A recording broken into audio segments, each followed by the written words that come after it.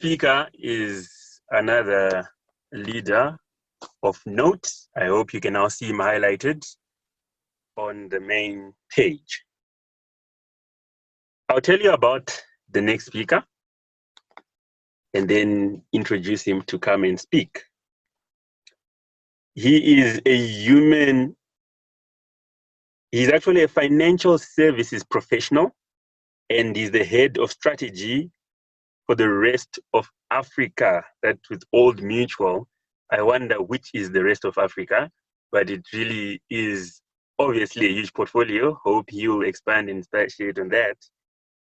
He's an alumni of Wits University, and he's JCI, the Junior Chamber International National President for Zimbabwe. What I also know about the next speaker is he still is freaked out by creepy crawlies. Imagine, since he was a child, up to now, he cannot bear creeping insects and you name it. And also, he still can't get a jab of any kind. He loves philosophy, and he believes that the last years of his life will be spent writing and teaching. Help me welcome, ladies and gentlemen, a powerful presenter, a leader of note, an inspiration of note, none other than Dr. Xolani Ndlovu. Dr. Xolani Ndlovu. Give it up for the doctor. Thank you very much for the kind introduction, Mr. Facilitator. I hope everybody can hear me perfectly. Yes, you're perfectly audible. Thank you very much. This is a wonderful evening and one that I take very seriously. Given my own experience, it is very nice hearing from the previous speakers just who Delorne is. He is a wonderful young man, and I've really been blessed myself to have interacted with him and hopefully in my small way contributed in his journey. I believe that the few years that I've known Delorne, I've watched him grow from, strength to strength. And I must confess that when he told me that he has an idea of publishing a book, I had my own misgivings, but there was no stopping Delorne in accomplishing what he had set his mind to do. And quite frankly, I've seen him do a few other things that, you would think they're humanly impossible, or they're, for somebody his age and somebody of his social standing who is supposed to be out there having fun. You think, hey, young man, you're probably biting too much for you to chew. But I'm very excited that this evening is happening and we're all witnessing the launch of his first, I believe, one of his first of many publications. Books are important. Books are a great way to preserve ideas. And the MC made a very good point earlier that some people are readers and not writers, and others are writers and not readers. I think you're really privileged to be in either of that camp, either of those camps. What you can't afford to do is not to be neither of the two. All great leaders I know are great readers, and I believe Delorne has stacked has put his stick on the ground and is in his own way encouraging us to read as leaders. So he asked me to give a few thoughts around values, attitudes, and relationships, which is a very, very loaded topic. So for me not to waffle, I prepared some notes and a few thoughts that I'm going to leave with you hopefully tonight. So let me begin by doing the rights. Guest of honor, 2020 JSA President Itai, people-to-people author Mubu Delorne Mubu, Mr. Moderator, a very capable one for that matter, fellow speakers, ladies and gentlemen, good evening. It gives me great pleasure to be amongst this esteemed group of people today. not least because I'm among the people that I truly care about, which is the young people. I've been around long enough to know that youth is like any other process of life, transient. It soon passes. It is soon gone. And often people wonder what happened to it because they were not intentional about making the good use of their youthful days. This is why we cannot afford to waste any tiny bit of it. Anyways, I digress. To me, tonight is a celebration as much as it is a book launch. And I said before that Dylan asked me to share some thoughts about values, attitudes, and relationship. And this is a pretty gothic topic, and I can't pretend that I would do justice in 5 minutes. And I've picked, therefore, a few thoughts that I'll share with you, and hopefully you can cling onto a thing or two that will be useful in your own journeys. So I'll start by one of my favorite proverbs from the Bible, which you'll find from the book of Proverbs, chapter 13, verse 20. And it says, and I quote, "He that walks with wise men shall be wise, but a companion of fools shall be destroyed." Wow. Wisdom is a value that I hold very close to my heart, and it comes with its cousins such as understanding, knowledge, prudence, and insight. But that's not the point here. The point is, it matters, who you hang around with. The values they espouse matter more because almost through a scientific process of virtual osmosis, they infect you. It is important to choose our companions wisely. Choose those whose values are aligned to yours, or at least those whose values you aspire to. In the world of finance, where I hail from, research shows that your net worth in dollar terms, I don't think that it matters which dollars we're talking about, but your net worth in dollar terms is an average of at least 5 to 10 people that you hang around with. This means that if you hang around 5 broke people, chances are you are going to be the 6th one. So a companion of fools shall be destroyed because foolishness kills.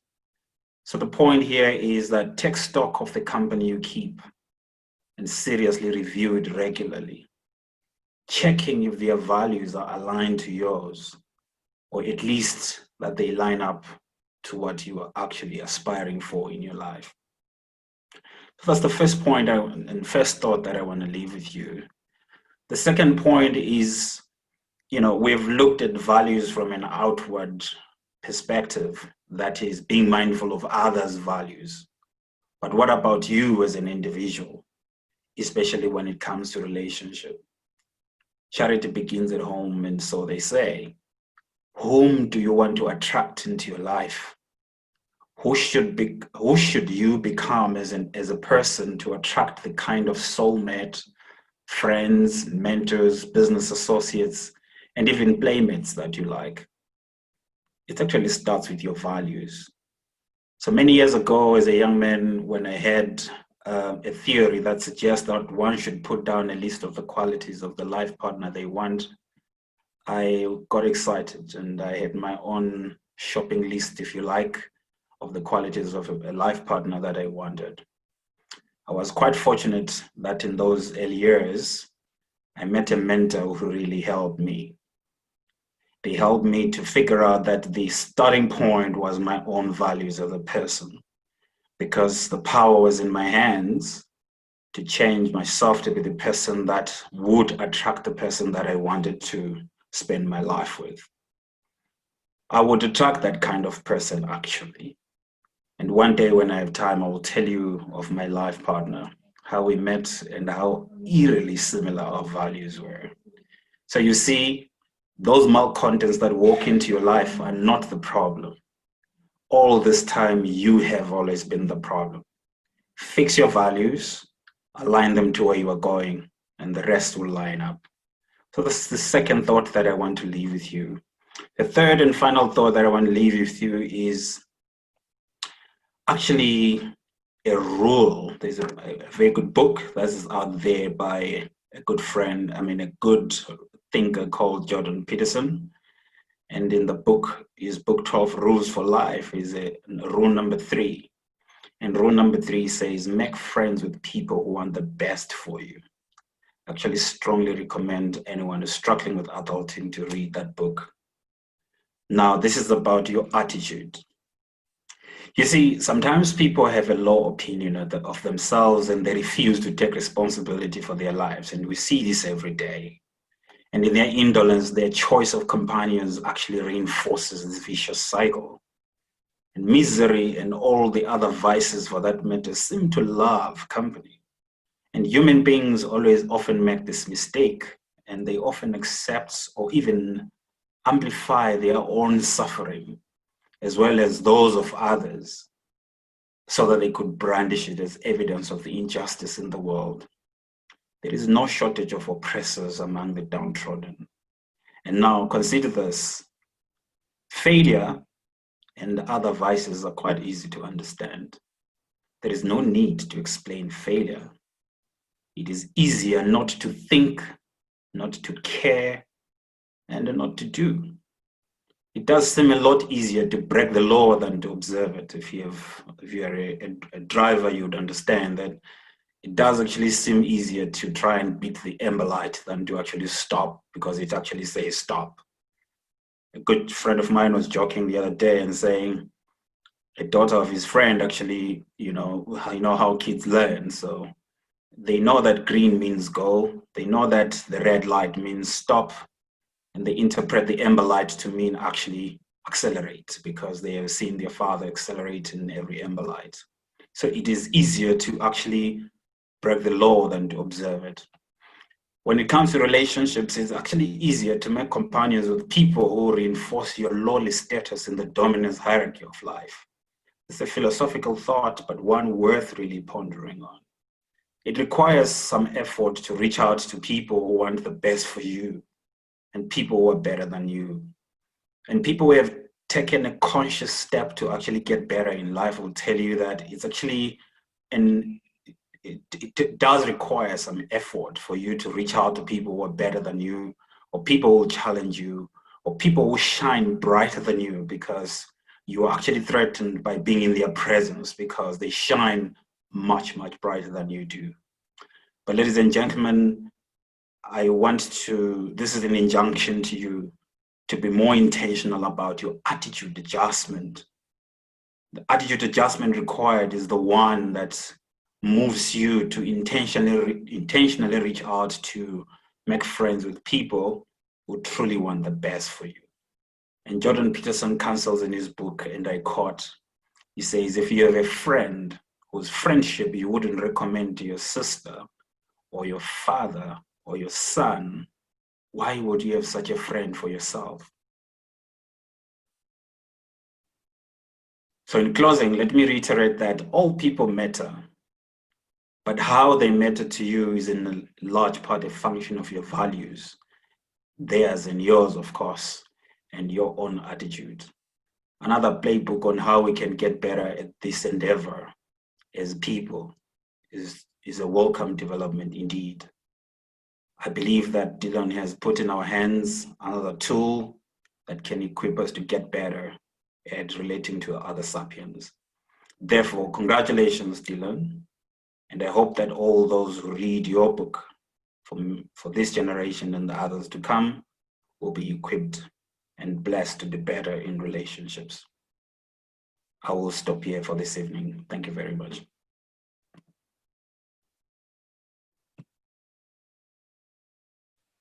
Thank you very much there to the doc. Thank you, doc, for those moving and kind words, powerful words indeed, that really speak true of our author this evening. It really touched me how you talked about great leaders are great readers. And of course, that means when you stop reading, stop leading. So I assume we have 67, or I think at the most I saw it 70 people joining us thus far, 70 readers and absolutely certified leaders. and he who walks with wise people shall become wise.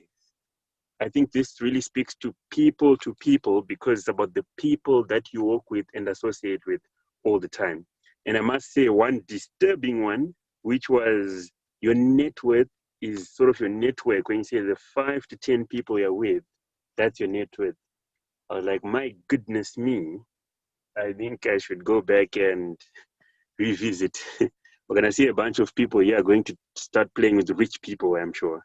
But it spoke volumes to me about how it's all about the people you spend time with. Thank you very much, Doc, for that amazing presentation. So we're